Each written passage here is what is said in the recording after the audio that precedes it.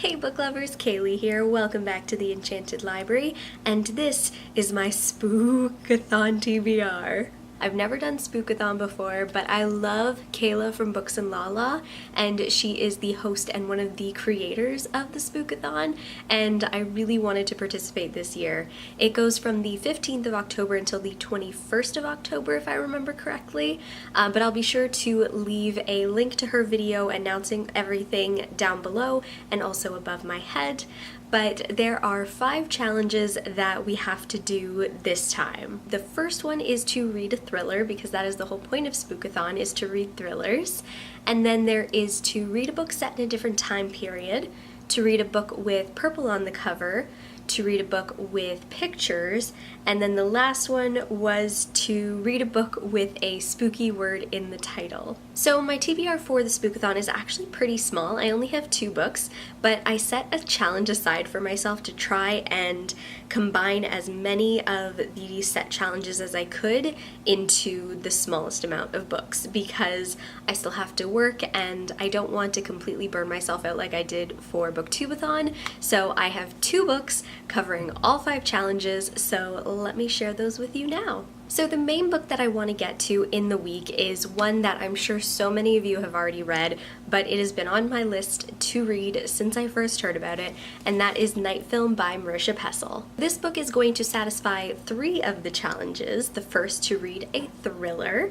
The next one is to read a book with the title that has a spooky word, and that will be Night.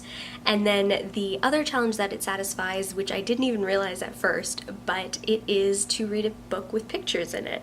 If you don't know what this book is about, let me fill you in a little bit here, because I don't want to know too much going into it, because as a thriller I already have preconceived notions, but it basically follows the murder of this girl whose father is a film noir director, and this detective has to figure out and uncover everything that goes along with the mystery of the girl's murder. And it seems to tie in with a lot of what her father, who is a filmmaker, his underlying premises and things of his movies. So I am very excited to read this, and when I flipped through it and I saw that there were pictures in it and documents and things like that, I just thought that that was so cool. So let me show you an example.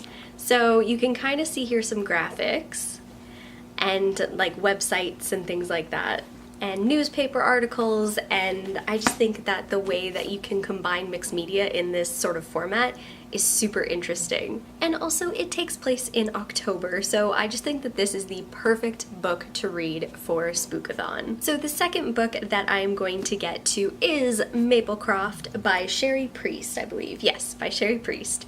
And this book is going to satisfy taking place in a different time period, as well as having purple on the cover. And this is also a perfect read for Spookathon, because I'm not sure if you are familiar with this story, but it covers Lizzie Borden. There is an infamous line from her history, and it is, Lizzie Borden took an axe and gave her mother 40 whacks, and when she saw what she had done, she gave her father 41.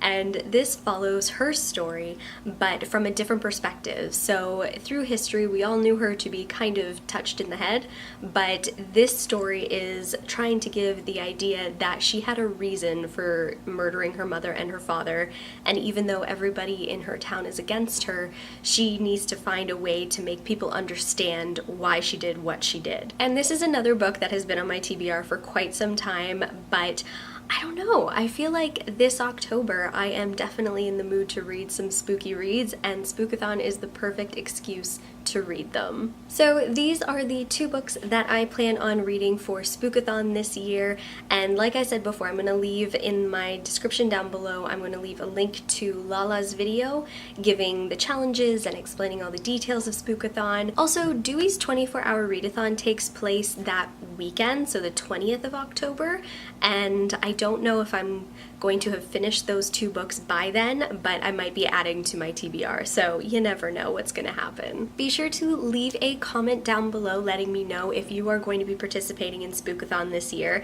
and what is on your TBR. And be sure to like this video and subscribe to my channel for more content. I do put out new videos every weekend and some bonus videos here and there, and I guess until next time, keep reading.